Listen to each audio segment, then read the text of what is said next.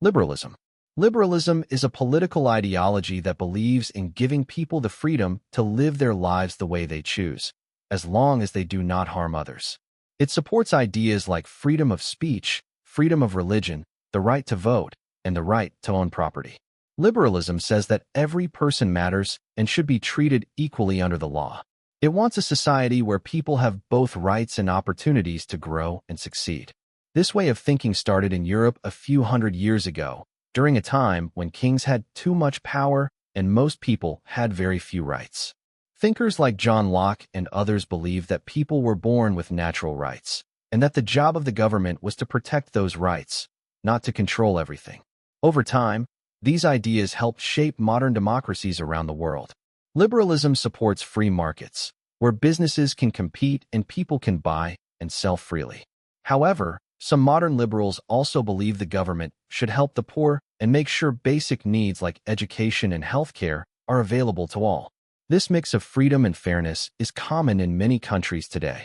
In simple words, liberalism is about respecting personal choices, protecting rights, and building a fair and free society where everyone has a chance to succeed. Conservatism. Conservatism is a political ideology that believes in keeping society stable by respecting traditions, customs, and long-standing institutions. It focuses on the idea that change should happen slowly and carefully, not suddenly or without thought. Conservatives believe that things like family, religion, culture, and national identity are important for maintaining order and guiding people's behavior. The roots of conservatism go back to a time when many societies were going through big changes, like revolutions. Thinkers like Edmund Burke argued that while change can sometimes be good, it is dangerous to throw away all traditions at once. Instead, he believed that we should learn from the past and improve slowly, without destroying the foundation of society. Conservatives also believe that people are not perfect and that rules and structure are necessary to avoid chaos. That is why they often support strong law enforcement, respect for authority, and responsibility at both the personal and community level. When it comes to money and the economy, many conservatives support free markets and low taxes, but they also believe in using economic policy to protect national industries and jobs. In simple terms, conservatism is about protecting what works, honoring the past, and making thoughtful decisions for the future. It values order, tradition, and stability over fast or risky changes, and it plays a strong role in politics in many parts of the world. Socialism. Socialism is a political and economic ideology that believes the wealth and resources of a country should be shared more equally among all people. It argues that everyone deserves access to basic needs like food, housing, healthcare, and education, not just the rich or powerful. Socialists believe that working people create most of the value in society, so they should benefit fairly from it, rather than allowing only a small group to become wealthy. The roots of socialism began during the Industrial Revolution, when factory workers were often poor, overworked, and had few rights, while business owners got very rich. Socialists saw this as unfair and started calling for systems that would protect workers and provide for everyone's well-being. Some socialists believe that major industries like healthcare, transportation, and energy should be owned or controlled by the government, so they serve the public good rather than private profit. Socialism does not mean everyone earns exactly the same or that everything is free. It means reducing the gap between the rich and the poor and making sure that no one is left behind. In many countries today, democratic socialism combines free elections and individual rights with strong public services and social support systems. In simple words, socialism is about working together to create a society where everyone gets a fair chance and no one is left struggling. It believes in fairness, cooperation, and making sure wealth and opportunity are shared, not just controlled by a few. Capitalism. Capitalism is an economic system where businesses, land, and resources are owned by individuals or private companies, not by the government. In this system, people are free to start their own businesses, sell goods or services, and compete with others in the market. The main goal of capitalism is profit. Businesses try to earn more money by selling what people want, and people try to earn more by working or investing wisely. In capitalism, prices are not set by the government. Instead, they are controlled by supply and demand. This means that if something is rare but many people want it, the price goes up. If there is too much of something, the price goes down. Supporters of capitalism believe that this creates efficiency, innovation, and better choices for customers. One of the key features of capitalism is competition. Businesses must compete to offer better products, lower prices, or faster service to attract customers. This often leads to new ideas and improvements in technology. People also have the freedom to choose what job they want, what products to buy, and how to spend their money. However, critics of capitalism say it can lead to big gaps between rich and poor. Because the system focuses on profit, it may sometimes ignore social needs, hurt the environment, or leave behind those who cannot compete. In simple terms, capitalism is about freedom in business and trade. It rewards hard work and smart decisions, but it also creates winners and losers in the economy. Democracy. Democracy is a political system where the power lies with the people. In a democracy, citizens have the right to vote and choose their leaders through fair and free elections. It is based on the idea that every person's voice matters, no matter their background, wealth, or status. In a true democracy, the government must listen to the people and protect their basic rights, like freedom of speech, religion, and equality before the law. There are many forms of democracy, but most modern democracies are representative. This means people elect leaders to make decisions on their behalf in parliaments or congresses. These leaders are held accountable by the voters, who can choose new ones if they are unhappy. Democracy also values checks and balances, where no one person or group has too much power. Courts, media, and independent institutions play a key role in keeping the government honest and fair. Democracies encourage public debate and the peaceful exchange of ideas. People can protest, form political parties, and influence policies. But democracy also requires responsibility. It depends on citizens staying informed, respecting others' opinions, and participating actively in society. In simple words, democracy means rule by the people. It allows freedom, fairness, and equal rights for everyone. While no system is perfect, democracy gives people the tools to shape their future and improve their government through peaceful means. Authoritarianism. Authoritarianism is a political system where most or all power is held by one leader or a small group of people. In this type of government, citizens have very little control over how the country is run. The leaders are not elected freely and fairly, and they usually stay in power for a long time. In an authoritarian state, people may not be allowed to criticize the government, protest, or even speak freely. The government controls what people can say, read, or watch. In many authoritarian countries, there are no real elections, or if elections happen, they are often unfair. The ruling leaders might control the media, the police, the military, and the courts to keep themselves in power. They use fear, censorship, and punishment to stop opposition. Sometimes, people are jailed just for speaking out against the government or asking for their rights. Supporters of authoritarianism argue that it brings stability and order, especially during times of crisis or chaos. They believe strong leadership without constant debate can help make fast decisions. But critics say that this kind of power often leads to abuse, corruption, and loss of freedom. Without checks and balances, authoritarian leaders can do whatever they want, and the people have no way to stop them. In simple words, authoritarianism is when a small group rules without listening to the people. It limits freedom and choice, and while it may seem stable on the surface, it often leads to fear and injustice underneath. Communism. Communism is a political and economic ideology that believes all property, resources, and means of production, like factories, farms, and businesses, should be owned and controlled by the people as a whole, not by individuals or private companies. The main goal of communism is to create a classless society where everyone is equal and no one is rich or poor. It aims to eliminate the gap between the wealthy and the working class by distributing resources and wealth fairly among all citizens. In a communist system, the government usually plays a major role in planning the economy. It decides what to produce, how much to produce, and how to distribute goods and services. People work for the common good, and profits are not kept by individuals but are shared by the entire community. Ideally, everyone has access to education, healthcare, housing, and employment, regardless of their background or status. Communism was largely shaped by the ideas of Karl Marx, who believed that history is a struggle between classes. He argued that capitalism, where businesses are privately owned, leads to exploitation and inequality.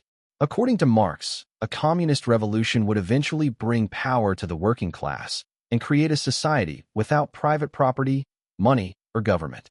While the idea of communism promises fairness and equality, in practice, many communist governments have become authoritarian. Freedoms were often limited, and the lack of competition sometimes led to poor economic performance. Still, some people support communism for its vision of justice and shared responsibility. Islamism. Islamism is a political ideology that believes Islam is not just a religion, but also a complete system for running a country. Islamists believe that laws and governments should follow Islamic principles, mainly taken from the Quran and the teachings of the Prophet Muhammad. In simple terms, Islamism aims to shape politics, laws, and society based on Islamic values. It is important to understand that Islamism is different from Islam as a religion. Islam is a faith followed by over 1 billion people around the world, focusing on prayer, charity, fasting, and good behavior. Islamism, on the other hand, is more about using religious beliefs to guide or control political power. Some Islamists want peaceful reform through elections, while others may support stricter methods, including force, to achieve their goals. Islamists often argue that Western-style democracy and secularism, keeping religion separate from politics, are not suitable for Muslim societies. They believe that Islamic law, also known as Sharia, should be the main source of legal and moral rules. This may include rules about dress, family life, finance, and even how leaders are chosen. Supporters of Islamism believe it will bring justice, honesty, and a better moral society. But critics worry that it may limit personal freedoms, especially for women and religious minorities. In some countries, strict versions of Islamism have led to harsh punishments, censorship, and violence. In short, Islamism is the idea of turning religion into a political system. While it appeals to some, it can become controversial when used to control others or limit freedoms. Populism. Populism is a political approach that claims to represent the voice of ordinary people who feel ignored or overlooked by the elite, wealthy, or powerful institutions. Populist leaders often speak directly to the people and present themselves as fighters against corruption, injustice, or a system that favors the few at the top. The main idea behind populism is that society is divided into two groups: the pure, hardworking people and the corrupt elite. Populism is not tied to one political side. It can be used by both left-wing and right-wing leaders. Left-wing populists may focus on economic inequality, wanting to tax the rich and help the poor. Right-wing populists may focus more on cultural identity, immigration, or national pride. What connects all populist movements is their emotional appeal to the masses, often using simple language and slogans to stir passion and support. While populism can sometimes bring real issues to light and give voice to neglected groups, it can also be dangerous. Populist leaders may weaken institutions like the courts, media, or democracy itself by claiming these are controlled by corrupt elites. They might ignore facts and use fear or anger to gain support. In its best form, populism holds power accountable and empowers everyday citizens. But in its worst form, it can lead to division, authoritarianism, and damage to democratic institutions. Populism thrives when people feel frustrated or left out, making it a powerful force in many countries today. Social democracy. Social democracy is a political ideology that combines democratic principles with a strong commitment to social justice. It believes in using democratic means, like voting and open debate, to create a fairer society where everyone has access to basic needs like healthcare, education, and housing. Social democrats support capitalism, but they believe it should be carefully managed by the government to prevent inequality and protect the well-being of all citizens. In a social democratic system, the government plays a big role in reducing the gap between the rich and the poor. This is done through policies like progressive taxation, where the rich pay more, public services, and welfare programs that help those in need. At the same time, people are free to own property, run businesses, and make personal choices. It is not about ending capitalism, but about making it fairer. Countries like Sweden, Norway, and Germany have often followed social democratic models. These nations have strong economies, but they also offer free or affordable healthcare, excellent education systems, and generous support for the unemployed or sick. The goal is to create both freedom and fairness, a society where success is possible, but no one is left behind. Social democracy promotes cooperation over competition and believes the government should serve the people, not just the wealthy or powerful. It values democracy, equality, and human dignity. For many, it represents a middle path between pure capitalism and more extreme systems like socialism or communism. Neoliberalism. Neoliberalism is a modern political and economic ideology that emphasizes free markets, limited government intervention, and individual responsibility. It believes that the best way to grow an economy and improve society is by giving businesses and individuals more freedom to operate without heavy regulations or interference from the state. The term neoliberal became popular in the late 20th century, especially during the leadership of figures like Margaret Thatcher in the UK and Ronald Reagan in the US. At the heart of neoliberalism is the idea that markets work best when they are left alone. Supporters argue that competition drives innovation, lowers prices, and creates wealth. They often promote policies like privatizing public services, reducing taxes, deregulating industries, and cutting government spending on social programs. Neoliberalism also values personal responsibility. It suggests that people should rely more on themselves than on the state for their success. If someone works hard, they should be rewarded. If not, they should not expect help from the government. Critics of neoliberalism argue that it leads to inequality, corporate power, and cuts to essential public services like education or healthcare. They say that too much focus on the free market can hurt the environment, workers, and vulnerable populations. Over time, neoliberal policies have been blamed for rising inequality and the weakening of labor protections. While neoliberalism has shaped global economies, especially in the West, its impact remains controversial. Supporters see it as a path to freedom and growth, while opponents see it as favoring the rich at the cost of the poor. Progressivism. Progressivism is a political and social philosophy that supports change, reform, and improvement in society.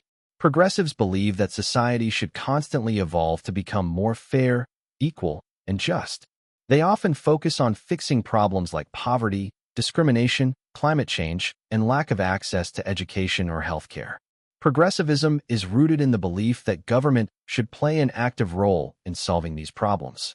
Historically, progressivism has led to major social reforms such as workers' rights, civil rights, women's rights, and environmental protections.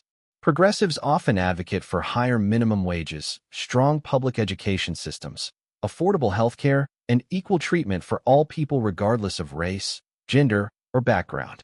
Progressivism values science, reason, and evidence-based policy. Progressives are usually open to new ideas and believe that tradition should not be a barrier to progress. They may support stricter environmental regulations, social justice policies, and expanding civil liberties for marginalized groups. However, critics argue that progressivism can go too far, too fast. Some worry it may lead to excessive government control, high taxes, or social division if reforms are pushed without broad support. Others feel that constant change can threaten cultural traditions or economic stability. Still, progressivism continues to shape modern debates around technology, climate, inequality, and human rights. It is about making things better, not just for the present generation, but for future ones too. In simple terms, progressivism is the belief that society should always move forward, not backward. Theocracy. Theocracy is a form of government where religious leaders or religious laws hold the highest authority. In a theocratic system, the government is either directly run by religious leaders or deeply guided by religious teachings.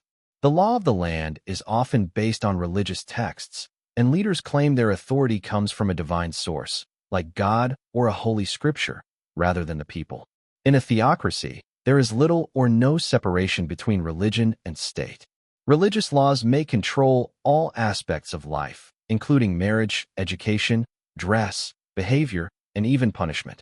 People are expected to follow the faith that the government promotes, and other religions may be restricted or banned altogether. Historical examples of theocracy include ancient Egypt, where the pharaoh was considered a god, and medieval Europe, where the church had immense power. In modern times, Iran is often cited as a theocratic state, where Islamic clerics hold significant power and laws are based on Islamic principles. Supporters of theocracy believe it brings moral order, unity, and spiritual guidance. They argue that religious laws come from a higher power and should not be questioned. But critics warn that theocracy can limit freedom, especially for people who believe in other religions, or none at all. It can also suppress women's rights, LGBTQ+ rights, and freedom of speech. In simple terms, theocracy means religious rule.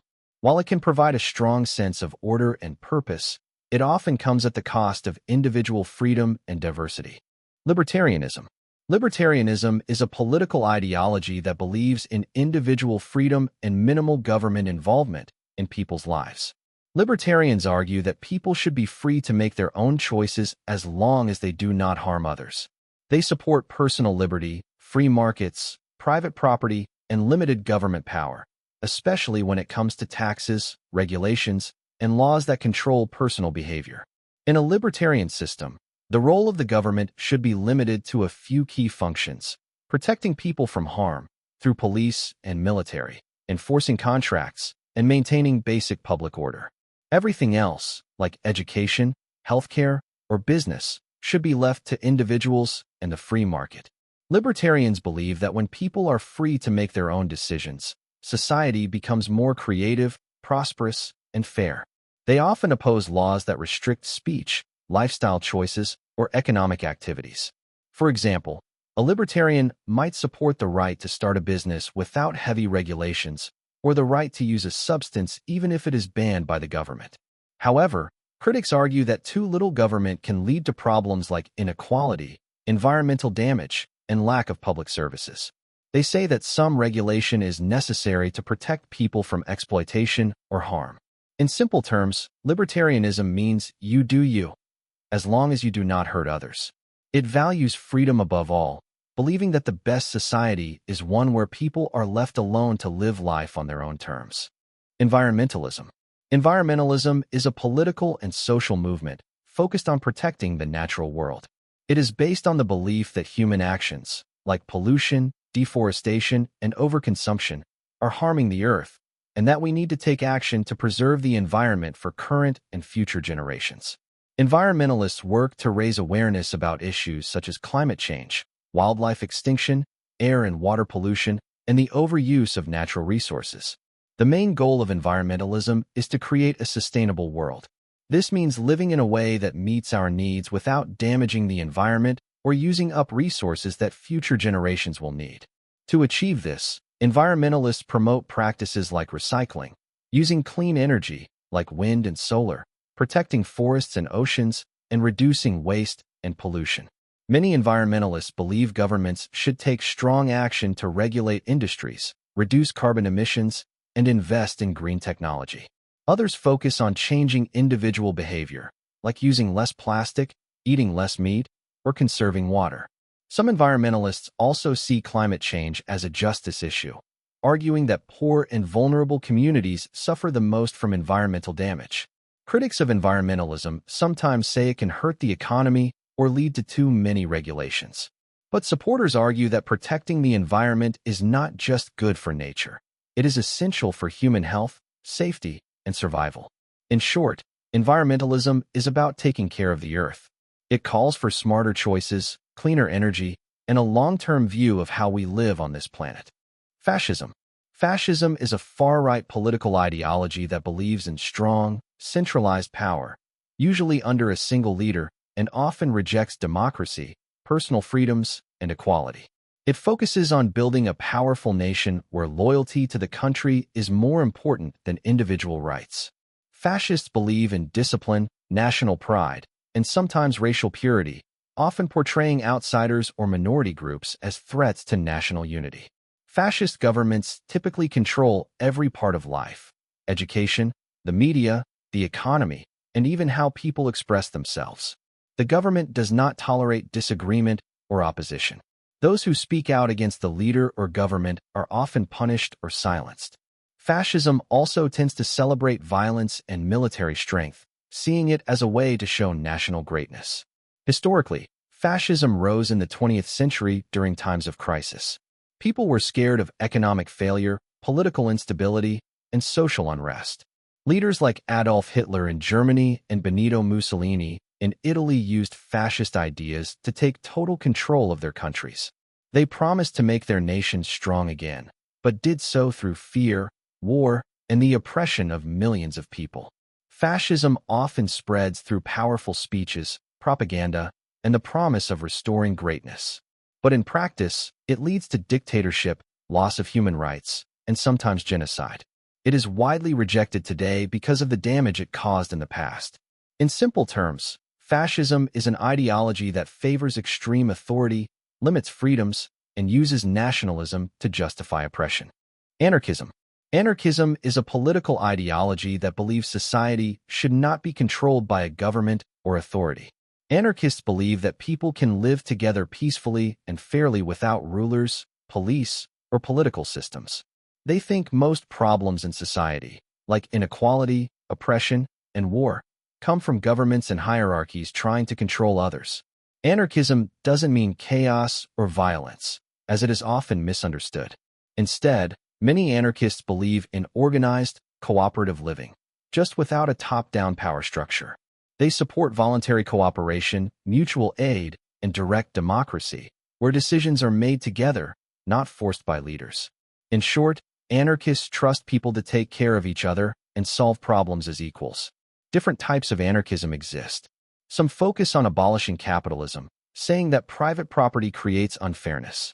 Others focus more on rejecting the state, police, or organized religion.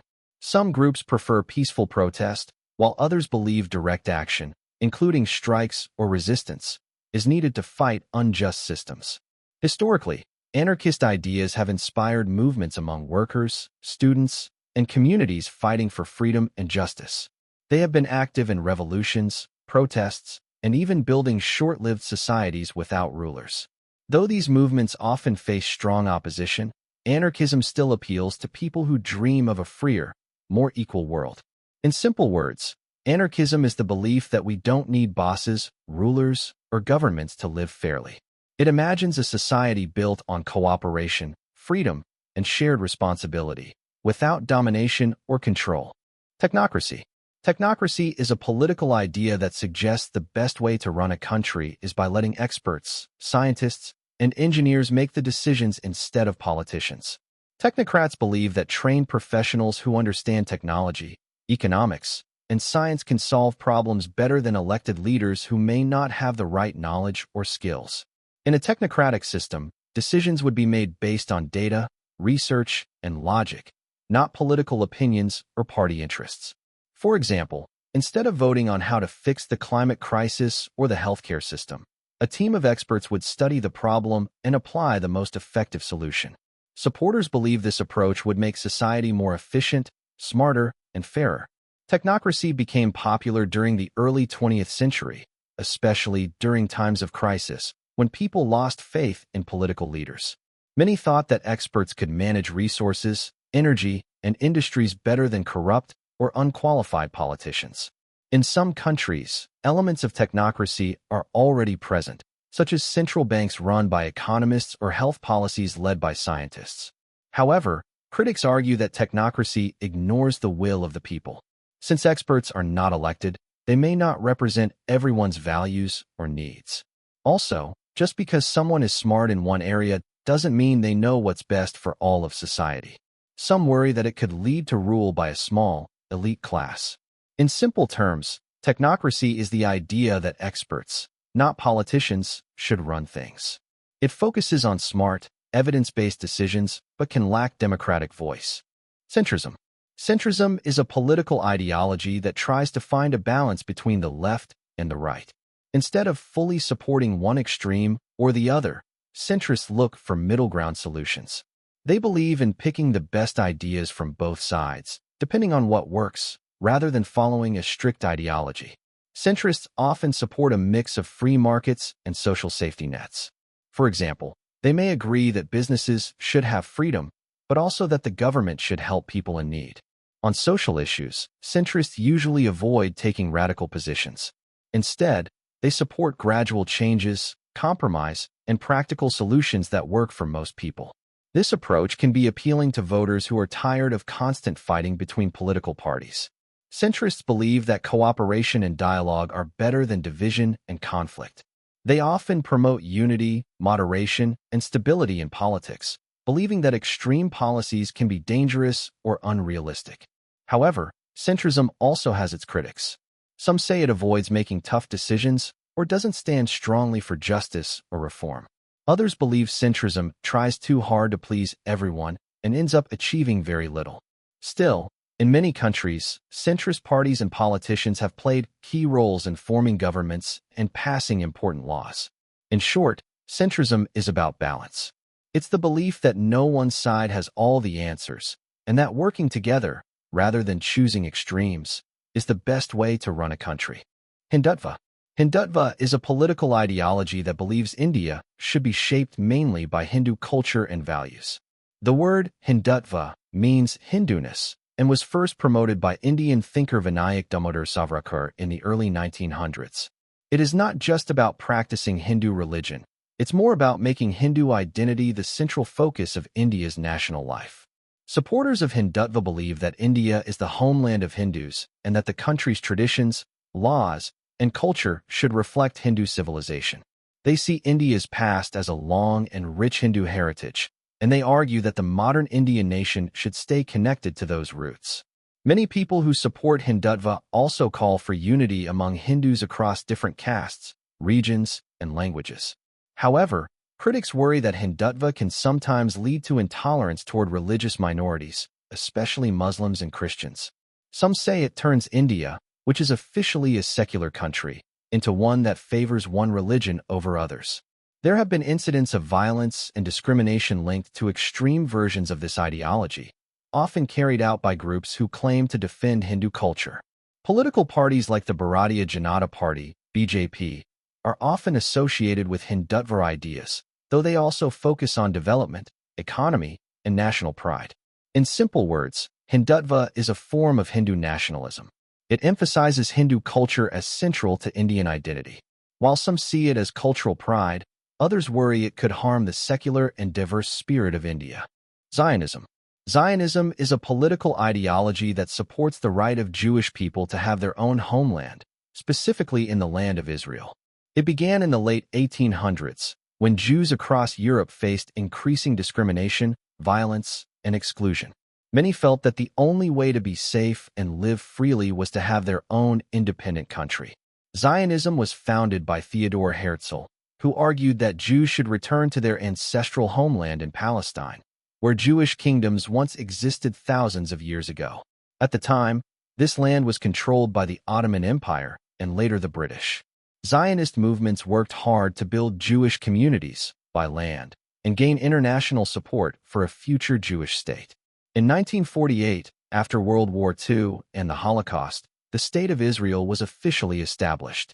For many Jews, Zionism succeeded in giving them a safe place to live and practice their culture. However, the creation of Israel also led to conflict with Palestinian Arabs, many of whom lost their homes and land. This has caused deep tension, wars, and ongoing struggles in the region. There are different types of Zionism. Some are secular and focus on national identity, while others are religious and believe the land is sacred. Critics of Zionism argue that it has led to the oppression of Palestinians and inequality. Supporters see it as a necessary movement for Jewish survival. In simple terms, Zionism is the belief that Jews should have their own country. It created Israel, but also brought complex challenges. Feminism. Feminism is a political and social movement that believes in equal rights for women and all genders. Feminists challenge systems that have historically given more power to men and less to women in areas like politics, education, work, and family. The goal of feminism is simple. Everyone, regardless of gender, should have the same opportunities, rights, and respect. Feminism has existed for over a century and has gone through different waves.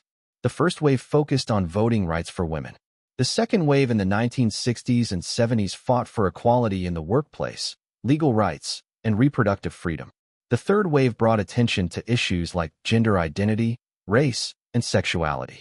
Today, the movement continues in what many call the fourth wave, which uses social media to address harassment, body shaming, and unfair treatment. Feminism doesn't mean hating men. It means challenging unfair systems. It asks questions like, why do women often get paid less for the same work? Why are women more likely to be blamed for violence against them? Why are leadership roles mostly filled by men? There are many kinds of feminism. Some focus on race and gender, intersectional feminism, some on cultural traditions, and some on legal change. Critics of feminism say it sometimes ignores men's issues, but many feminists argue that true equality benefits everyone. In simple words, feminism is about fairness. It's the belief that everyone, no matter their gender, deserves equal rights, respect, and chances in life. Queer politics. Queer politics is a political ideology and movement that focuses on the rights, dignity, and freedom of LGBTQ+ people. Those who are lesbian, gay, bisexual, transgender, queer, or fall outside traditional ideas of gender and sexuality. It not only fights for legal rights, like marriage or protection from discrimination, but also challenges deeper social norms about what is considered normal or acceptable.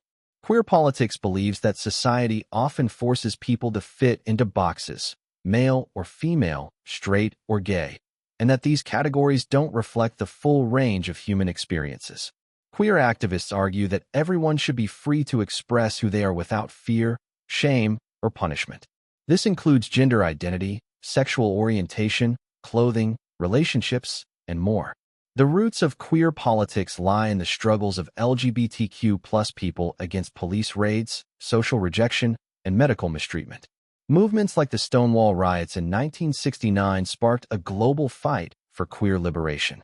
Today, queer politics includes pride marches, legal battles, education, art, and more. It is about survival, visibility, and joy in being different. Some critics think queer politics challenges traditional values too strongly, but for many, it's about creating a world where nobody has to hide who they are. It's also connected to other movements, like feminism and racial justice, because many queer people face multiple forms of oppression. In simple words, queer politics is about freedom, freedom to love, live, and be yourself. It stands for acceptance, equality, and celebrating all kinds of identities. Multiculturalism. Multiculturalism is the belief that different cultures, languages, religions, and traditions can live together peacefully in one society. It supports the idea that people from various backgrounds should be allowed to maintain their own customs while also being part of a larger national community. Instead of forcing everyone to blend into one culture, multiculturalism encourages respect for diversity. This ideology became especially important in countries where people from around the world migrated, like the United States, Canada, the UK, and Australia. Supporters argue that multiculturalism brings creativity, different ideas, and new ways of life. It helps build a society where everyone feels included, no matter where they come from.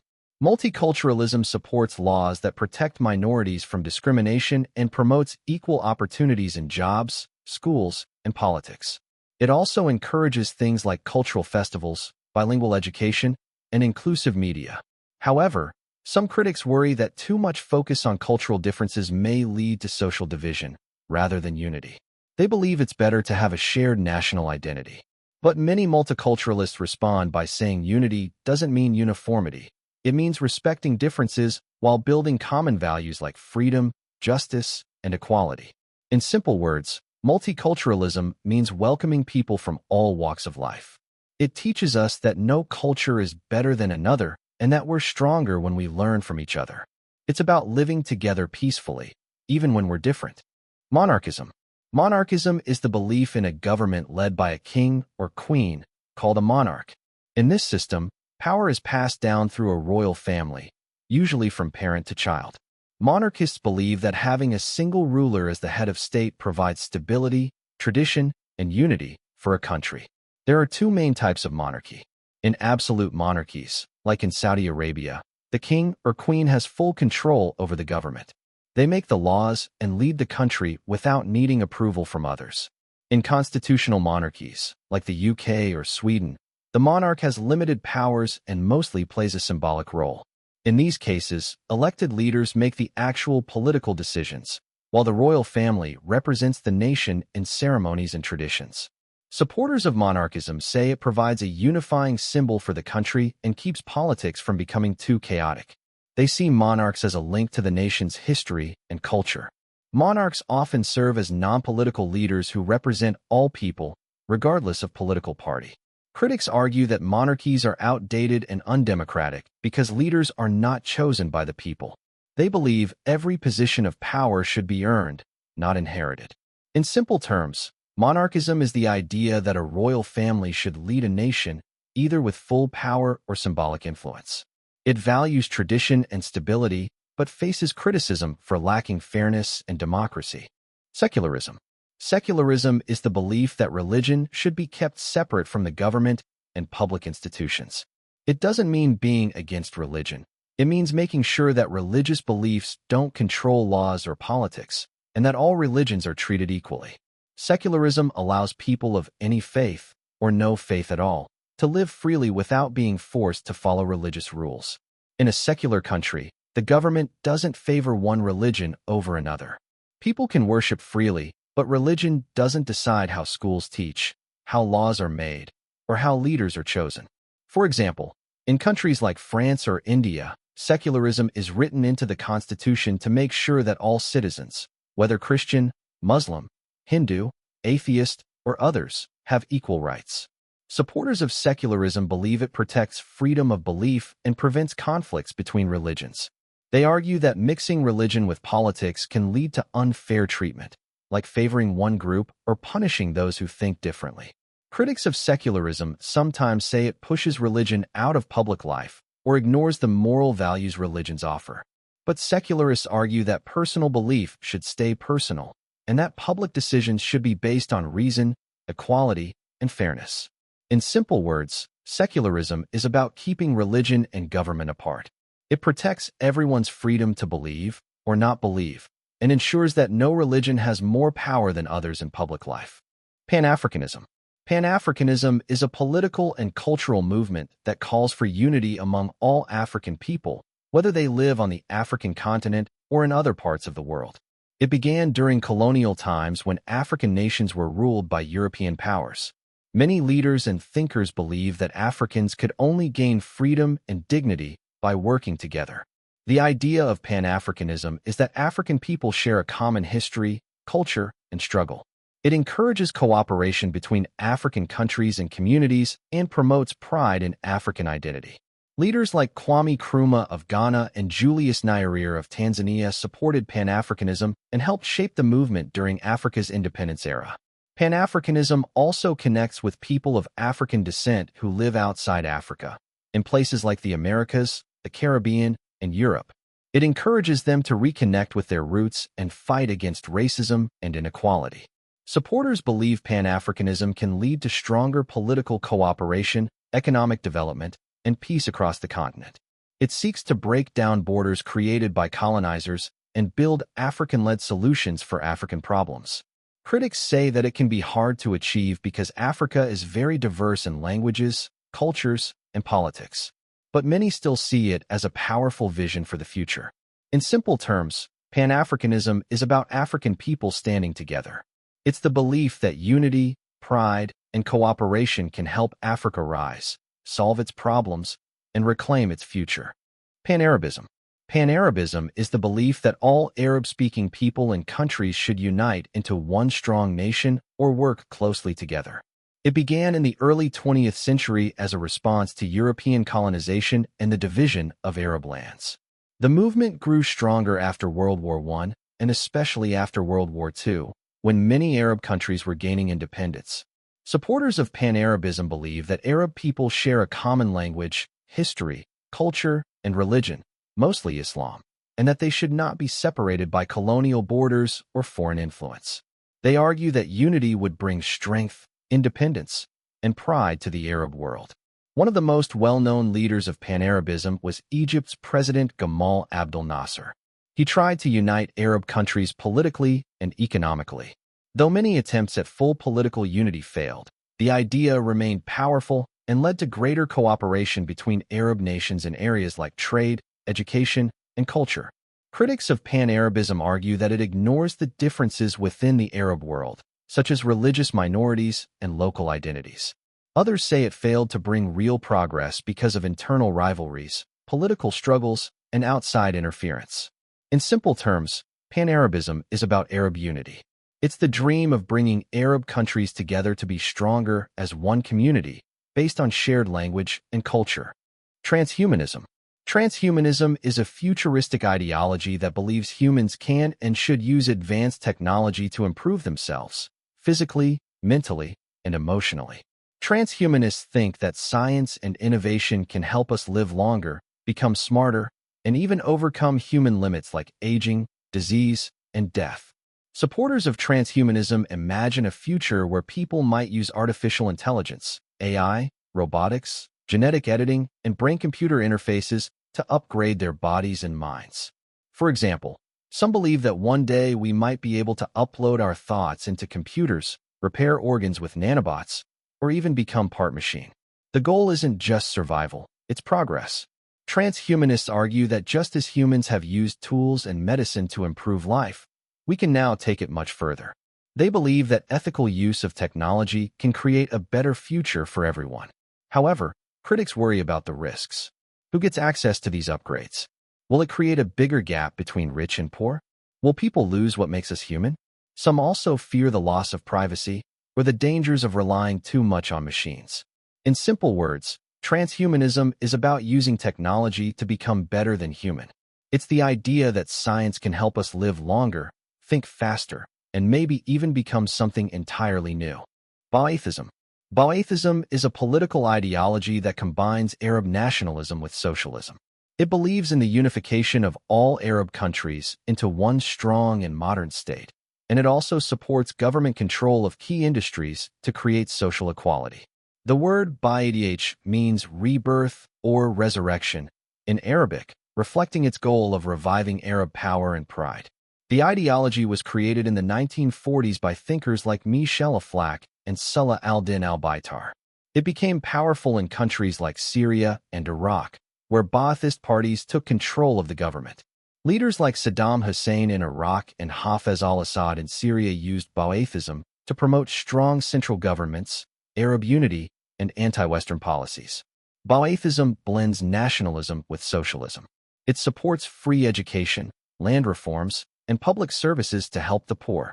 It also strongly opposes colonialism and foreign interference in the Arab world. However, in practice, Ba'athist governments became known for authoritarian rule, censorship, and human rights abuses. The dream of Arab unity was never fully achieved, and the ideology lost popularity after years of conflict and dictatorship. In simple terms, Ba'athism is about building a united, modern, and equal Arab world. While it aimed for progress and unity, its legacy is mixed due to the way it was used by leaders in power. Third way. The third way is a political idea that tries to combine the best parts of capitalism and socialism. It believes that governments should support free markets and individual freedoms, but also take action to reduce inequality and protect the public good. It's like finding a balance between too much government control and too much free market freedom. This ideology became popular in the 1990s, especially in countries like the UK under Tony Blair and in the US with Bill Clinton. Third way leaders believed old ideas of the left, heavy government control, and right, pure free markets, no longer worked in the modern world. Instead, they proposed new ideas that promoted business growth, education, healthcare, and fair opportunities for everyone. In the third way, governments don't run businesses, but they make sure markets are fair.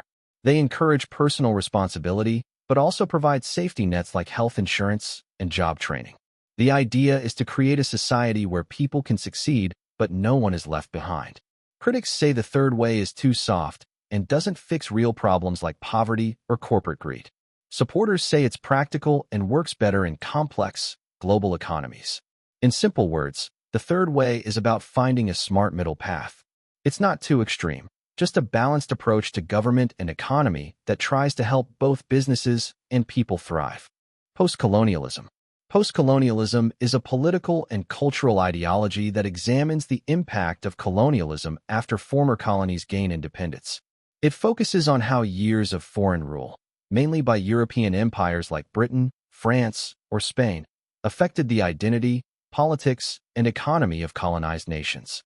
Even after gaining freedom, many of these countries still struggle with the long-lasting effects of colonial control, such as unequal development, cultural loss, or internal divisions created by their former rulers.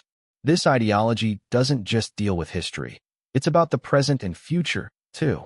Post-colonial thinkers argue that colonial powers didn't just leave behind political systems.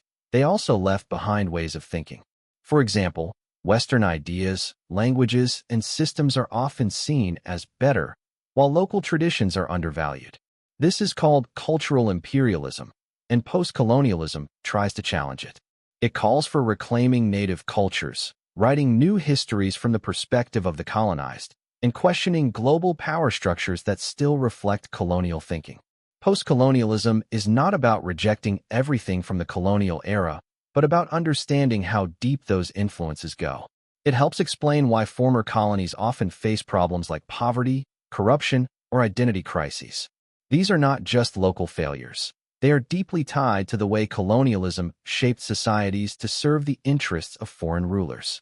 For example, artificial borders drawn by colonial powers caused conflicts in Africa and the Middle East that still exist today. In essence, post-colonialism encourages people to see beyond the shadow of empire, giving voice to those who were once silenced, and helping rebuild national identities in a more equal and authentic way. Accelerationism. Accelerationism is a complex and controversial political idea that believes society should not slow down or resist the fast pace of technological, economic, or political change. Instead, it argues that we should speed things up, even if it causes disruption, because rapid acceleration can force real transformation. Some accelerationists believe this will bring about a better future, while others think it will expose the flaws of the current system so it can collapse and be replaced. There are two main types of accelerationism: left-wing and right-wing. Left-wing accelerationists want to use advanced technology, automation, and innovation to push capitalism beyond its limits and eventually create a post-capitalist, more equal society. They think speeding up capitalism's contradictions can open the door to new political systems that are fairer and more sustainable. On the other hand, right-wing accelerationists often believe that pushing capitalism to the extreme will lead to a total breakdown. This collapse, they argue, is necessary to build a stronger, more authoritarian, or even more natural order afterward. Accelerationism is often linked to science fiction, artificial intelligence, climate change, and the idea of a post-human future. Some critics say it's dangerous because it ignores the suffering caused by rapid change, like job losses, environmental damage, or social inequality. Others argue that accelerationism is already happening without people realizing it, especially with the rise of social media, automation, and digital surveillance. In simple terms, accelerationism says, don't slow down, speed up the system until it either evolves or explodes. It's a radical way of thinking about change, power, and the future of civilization. Anarcho-capitalism, a world without government, ruled by markets. Anarcho-capitalism is a political ideology that combines two powerful ideas: anarchism, which means no government, and capitalism, which means a free market economy. Supporters of anarcho-capitalism believe that people do not need a state or government to create order or protect their rights. Instead, they argue that private businesses, voluntary contracts, and free market competition can do everything a government does, but more efficiently and fairly. In an anarcho-capitalist society, there would be no taxes, no state-run police, and no public laws created by politicians. Instead, all services, like law enforcement, courts, and even roads, would be provided by private companies. People would choose which legal systems to follow, which protection agencies to hire, and which rules to live by, much like they choose between phone plans or restaurants today. Everything would be based on voluntary agreements and property rights. Supporters of this ideology believe that government is always a source of violence and corruption. They argue that governments use force to take taxes, create unfair laws, and limit freedom. By removing government completely, they believe society would become more peaceful, fair, and prosperous. People would be fully free to make their own choices, keep all of their money, and solve disputes without politicians or public institutions. However, critics of anarcho-capitalism worry that without government oversight, the rich and powerful would dominate society. They argue that poor people could be left without basic protections, and that private law systems might favor those who can afford better services. Others say it's unrealistic to expect markets to solve every problem fairly. In simple terms, anarcho-capitalism imagines a world where freedom means no rulers at all, only markets, contracts, and property. It's a vision of total liberty, but one that raises big questions about crypto-anarchism, privacy, freedom, and technology over government. Crypto-anarchism is a political philosophy that believes people should use cryptographic tools, like encryption and blockchain, to protect their privacy and freedom, especially from government control.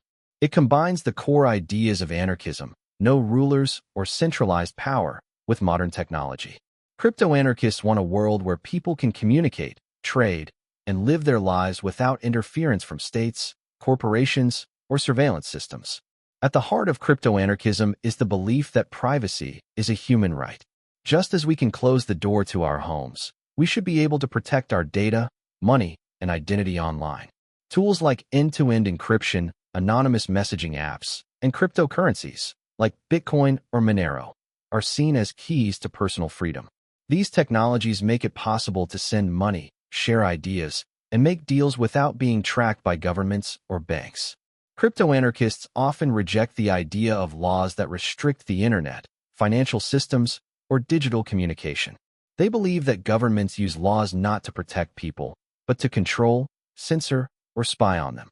In a crypto-anarchist world, people would create their own systems using code and open networks, making the need for governments or traditional institutions obsolete. It's about replacing trust in authority with trust in math and technology. Critics of crypto-anarchism argue that it can be dangerous. Some worry it can enable crime, terrorism, or money laundering. Others say it can lead to a lack of accountability if no one is in charge. Still, crypto-anarchists believe the risks of government control are greater than the risks of individual freedom. In simple terms, crypto-anarchism says, "Let technology set us free." It's a radical vision of freedom, privacy, and self-rule powered by digital tools, not politics. Communitarianism. Communitarianism is a political and social philosophy that emphasizes the importance of community, shared values, and collective responsibility. It believes that individuals are not just isolated beings with rights, but members of communities that shape who they are. In simple terms, communitarianism says, we are who we are because of the people around us. So, instead of only focusing on individual freedom like liberalism does, communitarianism focuses on the balance between personal rights and social duties. Communitarians believe that strong communities, like families, neighborhoods, schools, and religious or cultural groups, are essential for a healthy society. These communities give people a sense of identity, teach values, and help people live good lives. When people care only about themselves and forget their responsibilities to others, society starts to break down. That's why communitarians argue that we must promote civic duty, moral education, and local engagement. This ideology doesn't reject personal freedom, but it argues that rights must be balanced with social responsibility. For example, you have the right to free speech, but you should use it respectfully. You have the right to earn money, but you also have a duty to support the common good, like paying taxes or helping the less fortunate. Communitarianism supports policies that encourage community involvement, strengthen families, and protect cultural traditions. Critics of communitarianism say it can sometimes limit personal freedom, especially if community values become too strict or oppressive. They also argue that what one community sees as a good value might harm others or suppress minorities. But supporters believe it's possible to protect diversity and personal rights while still nurturing shared values and cooperation. In short, communitarianism is about finding the middle ground between me and we. It's about building realism. Realism is a political ideology, mostly used in international relations, that believes the world is driven by power, competition, and self-interest. It argues that countries, or states, act mainly to protect their own survival, power, and national interests, not because of morals, human rights, or global cooperation. Realists believe that peace and diplomacy are good, but they only work when they align with a nation's goals or strength. Realism views the international world as a dangerous and uncertain place, where no single authority or world government can control everything. In this view, every country must look out for itself, and military power, economic strength, and strategic decisions are the most important tools for doing so. Trusting other nations too much, or relying only on global organizations like the United Nations, is seen as risky or even foolish. Instead, realists believe in being prepared, being cautious, and sometimes even using force to protect national interests. Realism is often associated with phrases like, "the strong do what they can, and the weak suffer what they must." It doesn't mean realists like war, but they believe conflict is often unavoidable. This is why realism supports a balance of power. When no one country becomes too strong, it helps prevent domination and war. Critics argue that realism can be too cold, cynical, or pessimistic, ignoring human values like justice or human rights. It may also be used to justify aggression or imperialism. However, supporters claim it's the most honest and practical way to understand global politics because it deals with how the world really works, not how we wish it did. In simple words, realism teaches us to look at international politics with clear eyes, seeing nations not as idealistic partners, but as competitors acting for their own benefit. Liberal internationalism. Liberal internationalism is a political ideology that believes countries should work together peacefully through international institutions to promote democracy, human rights, and economic cooperation across the world. Instead of relying on war or dominance, this ideology focuses on diplomacy, global laws, and mutual respect among nations to solve problems and prevent conflicts. At the heart of liberal internationalism is the idea that no country can thrive alone in today's interconnected world. Supporters believe that peace is more likely when nations trade with each other, communicate openly, and share common values like freedom, equality, and justice. Organizations like the United Nations, World Trade Organization, and International Criminal Court reflect liberal internationalist values. These institutions are seen as tools to keep countries accountable and encourage cooperation. Liberal internationalists also believe that promoting democracy in other nations can lead to a more peaceful world. This sometimes involves helping other countries build democratic institutions or supporting humanitarian missions. However, critics argue that this can sometimes look like one country interfering in another's affairs. For example, when powerful nations use the excuse of spreading democracy to justify war or economic pressure, it can seem hypocritical or self-serving. Despite the criticism, liberal internationalism remains a powerful and hopeful vision. It believes in a world order based on law and shared responsibility, not just raw power. After World War II, it helped build peace and stability in Europe through cooperation and rebuilding efforts. In simple terms, liberal internationalism is the idea that working together globally, through peace, trade, and shared values, is better for everyone. It encourages trust, partnership, and a belief that all people, no matter where they live, deserve dignity. Peronism. Peronism is a political ideology that originated in Argentina and is named after one Domingo Perón, who was elected president 3 times in the 20th century. It's also known as justicialism, from justice and social, and is deeply rooted in Argentine history. Peronism mixes ideas from the left and the right, making it hard to place neatly on a political spectrum. It focuses on social justice, national independence, and economic development, especially for working people. Perón believed the state should protect and uplift workers. He introduced labor laws, raised wages, expanded healthcare, and encouraged industrial growth. His wife, Eva Perón, Evita, played a huge role in promoting welfare for the poor and helping women gain the right to vote. For many people in Argentina, Peronism became more than just politics. It became a movement of hope, equality, and dignity for the common citizen. At the same time, Peronism also emphasized strong leadership and loyalty to the nation, which critics have compared to authoritarianism. Perón suppressed some opposition and controlled the media during his rule. Yet, even after his presidency, his ideas stayed deeply influential. Many presidents and political parties in Argentina have claimed to be Peronist, even if they disagreed on specific policies. What makes Peronism unique is its blend of populism, nationalism, and social welfare. It supports a strong government role in the economy, but also appeals to national pride and personal leadership. Some see it as a movement for the people. Others criticize it for being vague or too tied to personalities. In simple terms, Peronism is about putting the people first, protecting workers, and building a strong nation, often through a powerful, charismatic leader. It's a key part of Argentina's identity and continues to shape its politics today. Bolivarianism. Bolivarianism is a political ideology inspired by Simón Bolívar, a 19th-century South American revolutionary who helped free several countries from Spanish colonial rule. Bolívar dreamed of a united, independent, and just Latin America. He believed in strong leadership, national sovereignty, and creating equal opportunities for all. In modern times, Bolivarianism has been revived and reshaped, most notably by Hugo Chávez, the former president of Venezuela. Chávez adopted Bolívar's name and vision, forming what he called the Bolivarian Revolution. His version of Bolivarianism focused on fighting poverty, resisting foreign influence, especially from the United States, and promoting Latin American unity.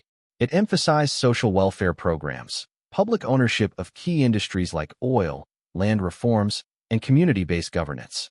The goal was to empower the poor and working class while reducing the gap between rich and poor. A key part of modern Bolivarianism is anti-imperialism, standing against powerful foreign countries trying to control weaker ones. Supporters view it as a push for independence, dignity, and self-reliance. Chávez also supported regional alliances like ALBA, a Latin American trade and political bloc, to reduce U.S. influence in the region. Critics of Bolivarianism argue that it can lead to authoritarianism, economic mismanagement, and the silencing of opposition. Postmodernism. Postmodernism is a complex and often misunderstood ideology that began as a reaction to modernism, a belief in progress, science, and objective truth. Postmodernism questions whether we can ever truly know the truth or create perfect systems. It says that what we call truth is often shaped by power, culture, and language, rather than being absolute or universal. Postmodernism started gaining attention in the mid-20th century, especially after the world had witnessed 2 world wars, the Holocaust, and other events that shook people's faith in progress and reason. Thinkers like Michel Foucault, Jean Baudrillard, and Jacques Derrida argued that society is filled with hidden power structures and that we need to deconstruct the ideas we take for granted. In politics and culture, postmodernism is known for challenging authority, questioning ideologies, and celebrating diversity and individual perspectives. It rejects the idea that one grand narrative, like capitalism, communism, or religion, can explain everything. Instead, it values pluralism, irony, and skepticism toward any claim of absolute knowledge. Postmodernism has had a huge influence on art, literature, architecture, education, and activism. It allows for mixed styles, storytelling that breaks rules, and highlighting voices that were once ignored, such as women, minorities, and LGBTQ+ communities. However, critics argue that postmodernism can lead to relativism, the belief that no view is more valid than another, which can weaken efforts to make moral or political progress. Others say it can make people overly cynical or confused about what is real or important. In simple terms, postmodernism invites us to think more deeply about how we know what we know, to stay open-minded, and to question systems that claim to have all the answers. Effective altruism. Effective altruism is a modern philosophy and social movement that focuses on using evidence and reason to help others as much as possible. It's not just about being generous or kind-hearted. It's about being smart and strategic with your time, money, and efforts to create the greatest possible positive impact in the world. The idea became popular in the early 2010s, especially through the work of philosophers like Peter Singer, as well as organizations like GiveWell and the Center for Effective Altruism. Instead of donating to the nearest charity or following emotional instincts, effective altruists ask, where can my actions do the most good? They look at things like how many lives a charity saves per dollar, or how effective certain causes are over others. This movement encourages people to support causes that are neglected, large in scale, and solvable. For example, they often support health programs in low-income countries, efforts to prevent future pandemics, reducing animal suffering, or preparing for long-term global risks like climate change or artificial intelligence. Effective altruism isn't just about giving money. It's also about choosing impactful careers, starting helpful organizations, and raising awareness. Many effective altruists take a earn-to-give approach, choosing high-paying jobs so they can donate more. Supporters see effective altruism as a deeply moral and rational way to change the world. Critics argue that it can feel too calculating or cold, as it sometimes ignores emotional or personal reasons for helping. Others say it might favor far-off or abstract issues over urgent, local problems. At its core, effective altruism is about asking, how can we help the most people in the most meaningful way with the resources we have? It's a practical and thoughtful approach to doing good. Integral ecology. Integral ecology is a holistic way of thinking about the environment that recognizes the deep connections between nature, human society, culture, and spirituality. It goes beyond just protecting the environment. It asks us to reflect on how we treat the earth, how we treat each other, and how all of this fits into a bigger picture of human life and values. This concept became more widely known after Pope Francis introduced it in his 2015 encyclical Laudato Si', where he emphasized that the environmental crisis is also a social and moral crisis. According to integral ecology, we can't fix environmental problems by just focusing on science or technology. We must also confront poverty, inequality, and spiritual emptiness. Integral ecology suggests that everything is interconnected. Polluted rivers affect poor communities, consumerism affects our relationships, and climate change threatens not just ecosystems, but the dignity of future generations. This approach blends ecology, ethics, economics, politics, and culture into one unified vision. One of its key ideas is that environmental harm often hurts the most vulnerable people, the poor, indigenous communities, and future generations. So, caring for nature means caring for people too. It also invites individuals to make lifestyle changes that reflect respect for creation, such as consuming less, wasting less, and being more mindful of others. Integral ecology is not tied to one religion, although it has roots in Catholic thought. It appeals to anyone who sees the earth as a shared home and believes that real change requires personal, political, and spiritual transformation. In essence, integral ecology teaches us that to truly care for the planet, we must care for the whole of life, not just the trees and oceans, but the hearts, homes, and hopes of all people. Juche. Juche is the official political ideology of North Korea. It was introduced by the country's founder, Kim Il-sung, in the 1950s and developed over time. The word Juche roughly translates to self-reliance, or master of oneself. At its core, Juche is about North Korea being completely independent in politics, economy, and defense, without relying on any outside power. Juche developed as a response to Korea's long history of colonization and foreign domination. After breaking away from Soviet influence, Kim Il-sung promoted Juche to stress national pride, independence, and loyalty to the leader.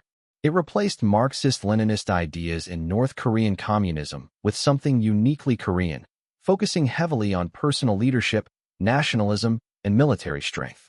Juche teaches that the masses are the masters of the country, but in practice, it places almost absolute power in the hands of the leader, first Kim Il-sung, then Kim Jong-il, and now Kim Jong-un.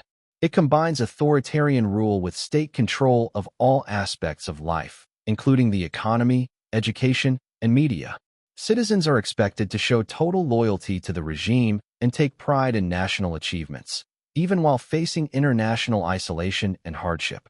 Over time, Juche was combined with another concept called sungun, or military-first policy, which emphasizes the army as central to the nation's strength. Critics argue that Juche is used as a tool for oppression and control, creating a cult of personality around the ruling family. Supporters in North Korea view it as a source of pride and resistance against foreign domination. In simple terms, Juche is the belief that North Korea must depend only on itself, led by a strong leader, to survive and thrive in a hostile world. Titoism. Titoism refers to the political ideology and leadership style of Josip Broz Tito, the leader of Yugoslavia from the end of World War II until his death in 1980. Unlike most Eastern European nations that followed the Soviet Union's model of communism, Yugoslavia under Tito developed a unique version of socialism that promoted independence from Moscow, worker self-management, and national unity among diverse ethnic groups. After World War II, Yugoslavia became a socialist state, but in 1948, Tito broke ties with Joseph Stalin and the Soviet Union, rejecting their control and influence. This split was historic. It made Yugoslavia the first communist country to oppose Soviet domination and created a non-aligned path that didn't fully align with either the Western capitalist bloc or the Eastern communist bloc during the Cold War. Titoism emphasized worker self-management, where factories and businesses were managed by the workers themselves instead of the state. While still a one-party socialist system, this gave more autonomy to local institutions and made the Yugoslav economy more flexible and innovative compared to the rigid Soviet model. Tito also held together a multi-ethnic federation of republics, including Serbs, Croats, Bosniaks, Slovenes, Macedonians, and others. His leadership promoted unity and equality among these groups under the banner of Yugoslav identity. However, after Tito's death, the fragile unity unraveled. Ethnic tensions resurfaced, and by the 1990s, Yugoslavia collapsed into a series of brutal civil wars. In essence, Titoism was a form of socialism focused on independence from foreign control, worker empowerment, and managing ethnic diversity.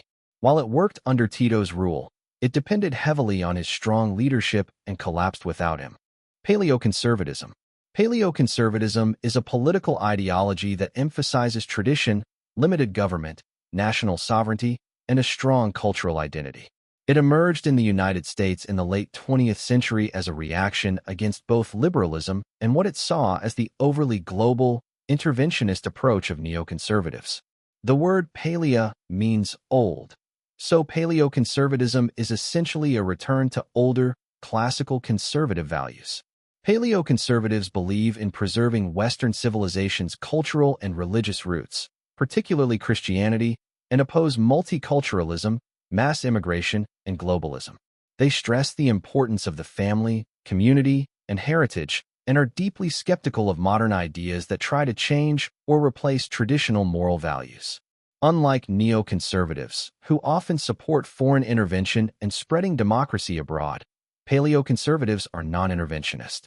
They argue that the U.S. should focus on protecting its own borders and interests rather than getting involved in international conflicts or building global empires. This belief often leads to strong support for America First policies. Economically, paleoconservatives may support free markets, but they often prioritize cultural and social cohesion over pure capitalism. They're also wary of big corporations if those businesses threaten national identity or community values. Some well-known figures associated with this ideology include Patrick Buchanan, who ran for U.S. president and heavily influenced the America First slogan later used by Donald Trump. In short, paleoconservatism is about preserving the old ways, valuing faith, tradition, and national identity, while rejecting modern trends that threaten what they see as the foundation of society. Neo-reactionary. Neo-reactionary ideology, often shortened to NRX, is a political philosophy that emerged on internet forums and blogs in the early 2000s. It challenges the core values of liberal democracy, egalitarianism, and modern progressive politics. NRX thinkers believe that democracy has led to chaos, inefficiency, and cultural decay, and they advocate for a return to hierarchical, centralized authority, often even monarchy or corporate rule. The movement was initially popularized by Curtis Yarvin, also known as Mencius Moldbug, who argued that modern democratic states function more like cathedrals, a system of intertwined media, universities, and bureaucracy that push progressive values. According to NRX, these institutions maintain power in ways that aren't democratic at all, and thus, democratic governments are not truly accountable to the people. Instead of democratic rule, neo-reactionaries suggest a patchwork of independent city-states, each run like a private company or monarchy, where a CEO or king is in full control. They believe this would make governance more efficient and reduce corruption, as the leader would be incentivized to treat the country like a well-run business. NRX also rejects modern ideas of equality, universal rights, and multiculturalism, seeing them as illusions that weaken societies. Instead, it emphasizes order, tradition, and strong leadership, sometimes drawing inspiration from older forms of government that modern liberalism has replaced. Though not mainstream, neo-reactionary ideology has influenced parts of the alt-right and tech elite circles, especially in Silicon Valley, where discussions about governance models, like startup cities, echo some NRX ideas. In essence, neo-reactionary thought is a radical pushback against everything modern liberalism stands for, arguing that freedom and equality may not lead to the best outcomes, and that order and hierarchy might be the cyber-libertarianism. Cyber-libertarianism is a modern political philosophy that promotes individual freedom, privacy, and minimal government interference in cyberspace. Emerging in the 1990s with the rise of the Internet, this ideology believes that the digital world should be a place where people can communicate, innovate, and exchange information freely without being regulated by governments or corporations. It is rooted in traditional libertarianism, which values personal liberty, voluntary association, and free markets, but it adapts these principles to the online world. Cyber-libertarians argue that the Internet is a space that should remain free, like a digital frontier. They oppose Internet censorship, government surveillance, and strict regulations on online behavior. They advocate for encryption, decentralized platforms, and open-source technologies to empower individuals and resist centralized control. For them, tools like cryptocurrencies, peer-to-peer networks, and blockchain represent digital freedom in action. This ideology also defends freedom of speech online, even when it includes controversial or unpopular opinions. However, critics argue that such a hands-off approach can also allow harmful content, misinformation, or cybercrime to spread unchecked. Cyber-libertarians often respond by saying that individual responsibility and community moderation are better solutions than government intervention. Cyber-libertarianism has inspired hacktivist movements like Anonymous, digital rights organizations like the Electronic Frontier Foundation, and technologists who build privacy tools. It remains a powerful force in debates over net neutrality, data privacy, and digital censorship. In essence, cyber-libertarians believe that the Internet should be a safe haven for freedom, where individuals, not governments or corporations, shape their digital destiny. Anarcho-primitivism. Anarcho-primitivism is a radical political philosophy that believes modern civilization is harmful to both humans and the environment. Anarcho-primitivists argue that before agriculture, industry, and technology, human societies were simpler, freer, healthier, and more connected to nature. They see the rise of civilization as the root of problems like war, inequality, pollution, and alienation. This ideology rejects the idea that progress is always good. Instead, it suggests that our dependence on technology and complex systems has made people less self-reliant and more disconnected from each other and the natural world. Primitivists often point to hunter-gatherer societies, which they believe were more egalitarian, peaceful, and sustainable than today's industrial cultures. Anarcho-primitivists are deeply critical of modern technology, including computers, cars, factories, and even agriculture. They believe these systems create hierarchies, exploit nature, and rob people of authentic experiences. Some even advocate for a complete unbuilding of civilization, though not all followers go this far. Many support small-scale living, rewilding, minimalism, and a return to local, communal life. Critics say anarcho-primitivism is unrealistic, as it overlooks the benefits of modern medicine, education, and safety.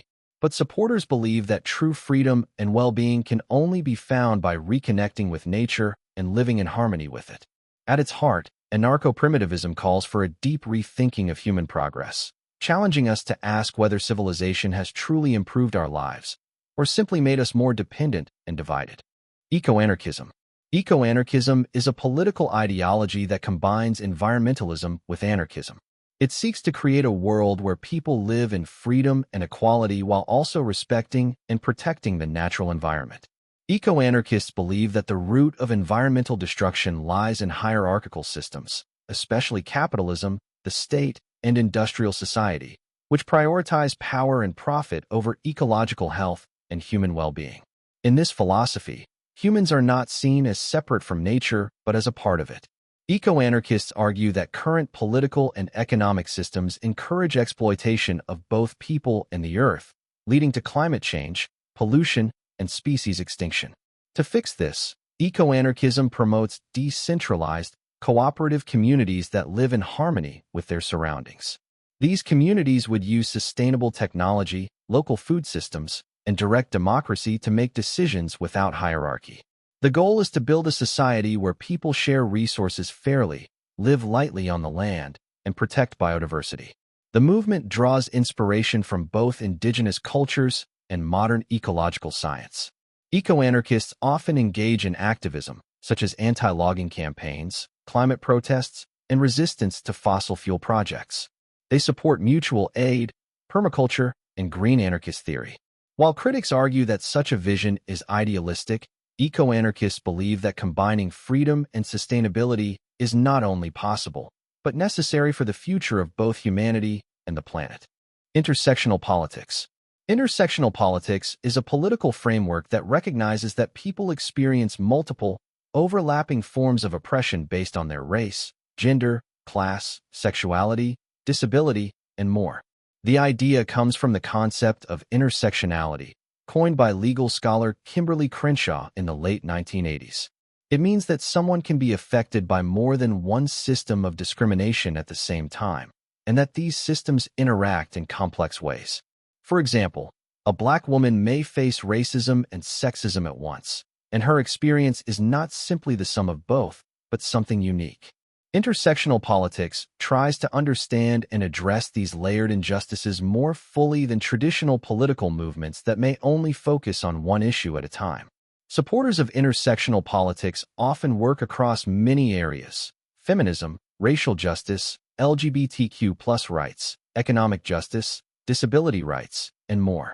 They argue that true justice requires looking at how different forms of power reinforce each other, and how policies or activism that ignore this can accidentally leave people behind. This approach has influenced many social justice movements, including Black Lives Matter, trans rights advocacy, and inclusive feminism. It also shapes conversations about how to build a more just, inclusive society that works for everyone, not just the most privileged members of any group. Intersectional politics encourages solidarity across different identities, recognizing that liberation for one group depends on liberation for all. It's about building a future where no one is left out because of who they are.